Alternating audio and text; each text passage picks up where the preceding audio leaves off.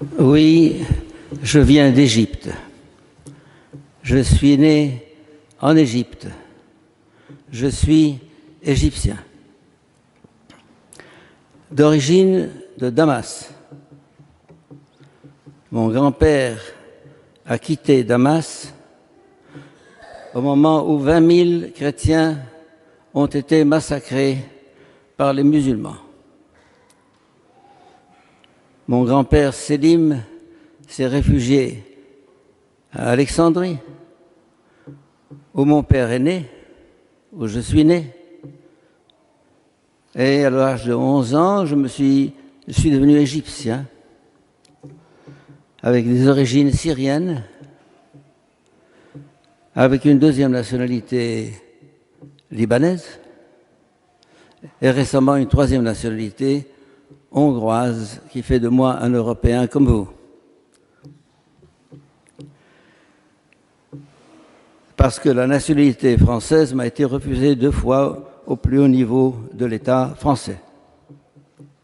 Parce que je suis dérangeant. Parce que je n'ai pas la langue dans ma poche. Parce que je dénonce ce qui se passe. Et malheureusement, c'est l'aplatissement, c'est l'écrasement, c'est le silence, c'est le mutisme, c'est la peur. Assez, stop, ça suffit d'avoir peur. Nous voulons, dans un pays libre, supposé libre, comme la France, on a peur d'annoncer l'Évangile. On a peur d'annoncer Jésus-Christ. Vous avez la possibilité d'annoncer Jésus-Christ à des millions de musulmans qui sont là, sans être mis en prison, comme c'est le cas chez nous, dans nos pays et en Égypte. Nous n'avons pas le droit de parler, d'annoncer Jésus-Christ. Vous avez le droit de parler, d'annoncer Jésus-Christ, et l'Église de France se tait. Se tait. Pourquoi? Parce que les ordres viennent de très haut. Je préfère ne pas commenter. On n'a pas le droit de parler, d'annoncer Jésus-Christ en France. Jusqu'à quand? Jusqu'à quand? Alors que l'islam et les musulmans attendent une parole, il y a un doute, il y a un vide, il y a un questionnement en islam actuellement. Les 2 dernières années, j'ai fait un séminaire à Alexandrie avec moitié de participants musulmans et moitié chrétiens sur l'athéisme. Vous allez me dire l'athéisme? En Égypte? Oui, en Égypte, dans tout le monde arabe. Les musulmans s'interrogent sur leur religion. Ils sont dans un tournant. Ils sont dans un doute, dans un questionnement. Alors, ils quittent l'islam. Beaucoup de chrétiens quittent le christianisme parce que c'est le vide. Avons-nous une parole pour eux? Avons-nous un discours pour eux? Avons-nous une conviction au fond de nous à communiquer? Ou bien est-ce comme ça? On est là parce qu'on est né chrétien, on continue, ou bien on lâche l'Église, on quitte l'Église parce qu'elle ne vous dit plus rien. L'Église a-t-elle encore une parole à dire? Un discours à transmettre?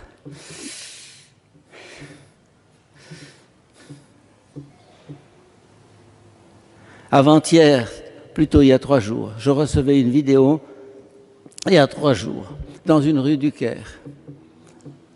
Un grand barbu avec un couteau d'un demi-mètre, un couteau, un sabre, disons, comment vous appelez ça, poursuivait un prêtre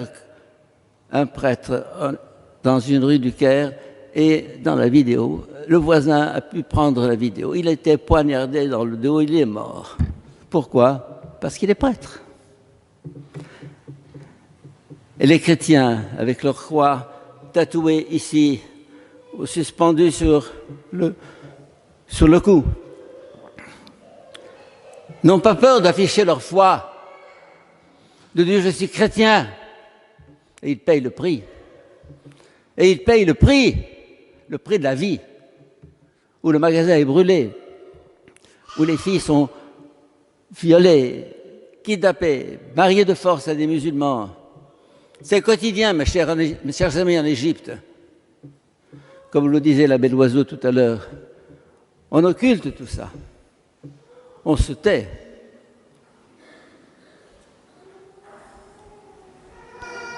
Mes chers amis, il est temps de réagir.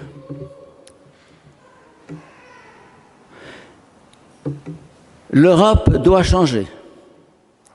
La France doit changer. La France a perdu ses racines et son âme. Oui, cette âme chrétienne. Car c'est le christianisme qui a fait la France. Et c'est le christianisme qui a fait l'Europe. Avec d'autres facteurs, bien sûr. Mais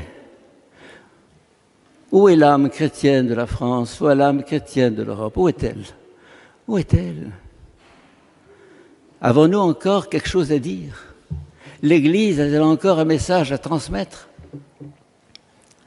Les responsables de l'Église sont-ils les responsables des chrétiens ou des musulmans? Je suis clair. Je vais me faire taper sur les doigts, je sais. Mais proclamer Jésus-Christ. Jésus-Christ, nous avons chanté au début de cette messe le roi du monde, le sauveur du monde. Y croyons-nous? Croyons-nous que Jésus-Christ est le centre de l'histoire, l'âme de notre histoire et de notre monde? Y croyons-nous? Ou c'est fini? Il est classé dans les archives?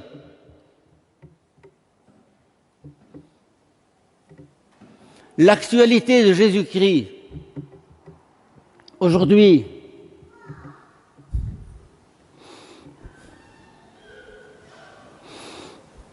l'homme le plus actuel d'aujourd'hui, c'est pas Donald Trump, c'est pas Poutine, c'est pas Macron, c'est pas Abdel Fattah el-Sisi. C'est Jésus-Christ, aujourd'hui. La pertinence de Jésus-Christ aujourd'hui. Alors, mon plan est de changer le monde. Haha, riez. J'ai dépassé mes 86 ans. J'ai encore 34 ans d'activité devant moi. Riez si vous voulez, mais c'est le Seigneur qui me l'a dit. Et je suis avec vous. On va changer la France. Vous allez changer la France? Nous allons changer la France. Pas moi, pas toi. Ensemble, la France doit redevenir chrétienne. La France doit retrouver son âme chrétienne. Oui, ce matin au petit déjeuner, chez des amis qui m'ont accueilli pour la nuit, on a pensé à un plan. On en parlera, monsieur l'abbé. Oui, un plan. McDonald's a un plan. Coca-Cola a un plan. Toyota a un plan. Peugeot a un plan. L'Église a-t-elle un plan? Sinon de battre en retraite? C'est la débandade. C'est quoi ça? C'est quoi ça?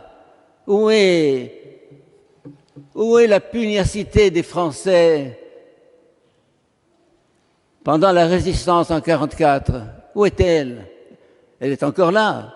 Je la sens. Ça vient. Il ne s'agit pas de descendre dans la rue seulement, mais il s'agit de se dire, nous, vous, ici, ensemble, vous avez la responsabilité de Toulon demain. C'est votre devoir, pas de vacances, mais votre devoir de commencer par Toulon. Vous allez me dire, nous allons rechristianiser Toulon. Oui. Oui. Nous, oui. Oh, comment? Mettons-nous ensemble. Ceux qui sont intéressés, je vous invite. Par exemple, je disais ce matin au petit déjeuner, hier soir, nous avons entendu des témoignages formidables. Et un petit mot du Père Daniel Ange extraordinaire. Et pourquoi c'était pour les 100 personnes qui étaient dans l'église? Il n'était même pas 100. Pourquoi pas sur la place en face, là? Pourquoi pas avec des projecteurs? Vous allez me dire, mais non. Jésus n'avait pas de projecteur. Avec des micros et des haut-parleurs. Jésus n'avait pas de micros et de haut-parleurs. Mais si Jésus revenait en 2017, il aurait des micros et des haut-parleurs et des projecteurs et la télévision. Oui. Moi, chaque homélie que je fais le dimanche à Alexandrie, pendant la nuit, elle voyage à Montréal. Mon assistante là-bas a fait le montage audio et vidéo. Et le lendemain, elle est sur mon YouTube. J'ai 80 personnes à la messe du dimanche. Le lendemain, j'ai 1000 personnes qui sont entrées dans le YouTube pour voir la vidéo. Et ça se multiplie. Sommes-nous au XXIe siècle ou sommes-nous au Moyen-Âge ou dans la préhistoire? L'Église doit prendre les moyens pour diffuser le message. Allez-vous-en sur les places. Allez diffuser, allez appeler. L'Évangile d'aujourd'hui nous dit, allez rassembler, parler. Les évangéliques savent le faire. Les protestants savent le faire. Les catholiques, non. On est là, dans notre sacristie. On a peur, on a honte. On a honte de Jésus-Christ. N'ayez pas honte de Jésus-Christ. C'est lui le maître de l'histoire, c'est lui le centre de l'histoire. C'est lui la réponse aux questions que se pose aujourd'hui le monde, la France, l'Europe. L'Europe est en train de sombrer dans l'abîme. Et la France avec. On va assister à ça, à ce cataclysme, à ce désastre, comme ça? Ou bien on va dire, non. Si en 1944, il n'y avait pas eu une poignée de résistants avec votre De Gaulle, avec Churchill, avec les autres, s'il n'y avait pas eu cette volonté de survie et de lutte, où en serions-nous aujourd'hui? Où en seriez-vous aujourd'hui? Nous sommes en 1944 aujourd'hui, c'est la même gravité de situation. Ce n'est pas les nazis, c'est pire. Un autre fascisme qui a décidé de conquérir l'Europe. En fait, il y a deux fascismes. Le fascisme de l'argent et le fascisme islamique. C'est sérieux. C'est sérieux. Je sais ce que c'est que l'islam. Je l'ai vécu. Et je le vis au quotidien. L'islam, la France sera musulmane demain. Ces petits sont invités à embrasser l'islam. Ils sont un peu plus grands, mais ça se fait partout. Le prénom le plus donné à Bruxelles, c'est Mohamed, à tous les nouveau-nés. Plus de 50% des nouveaux bébés sont appelés Mohamed. À Bruxelles. Et c'est un peu partout en Angleterre maintenant, et ailleurs. Et l'Église est là, frileuse, honteuse. Oh, oh, elle constate les dégâts, mais que fait-elle? Eh bien, moi, je vais mettre un plan. On va commencer demain. Demain, un plan, une stratégie de changement. Ceux qui veulent entrer dans la danse, vous êtes les bienvenus. Mais ça va avancer. La balle est dans votre camp, vous êtes là, vous êtes français, vous êtes à Toulon. Il est grand temps de vous mettre ensemble et de vous dire quoi faire. Quoi faire? Quand McDonald's et Coca-Cola n'arrivent pas à vendre leurs produits, qu'est-ce qu'ils font? Ils réunissent un comité d'experts, ils réfléchissent, ils discutent, ils mettent une stratégie, un plan. Que faisons-nous? On a honte de parler, on se tait. Nous avons tous les moyens, tous les moyens, tous les moyens. Redonner à la France une âme, redonner à l'Europe une âme, redonner à l'Église une âme. Un supplément d'âme, comme dit l'autre.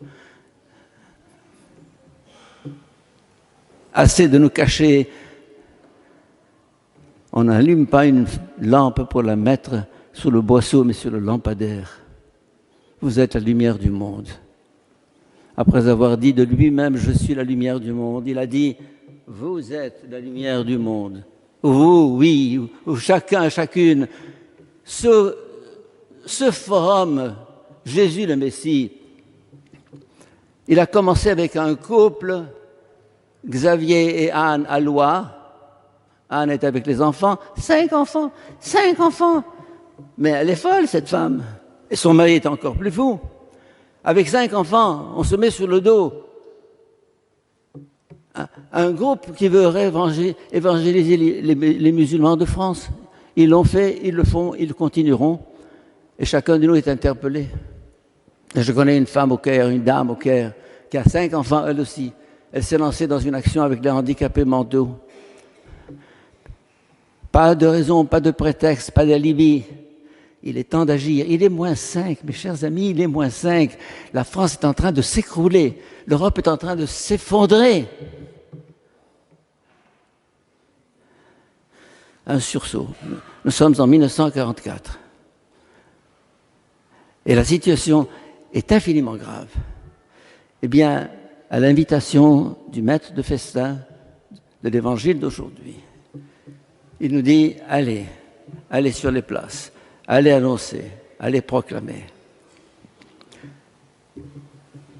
Le Seigneur est avec nous. On ne va pas le dire aux prêtres, le Seigneur est avec vous et avec votre esprit. Oui. Et il est avec nous, mes chers amis. Nous avons le Seigneur, maître de l'univers, avec nous, avec moi, dans ma bouche, dans mon cœur, dans ma tête.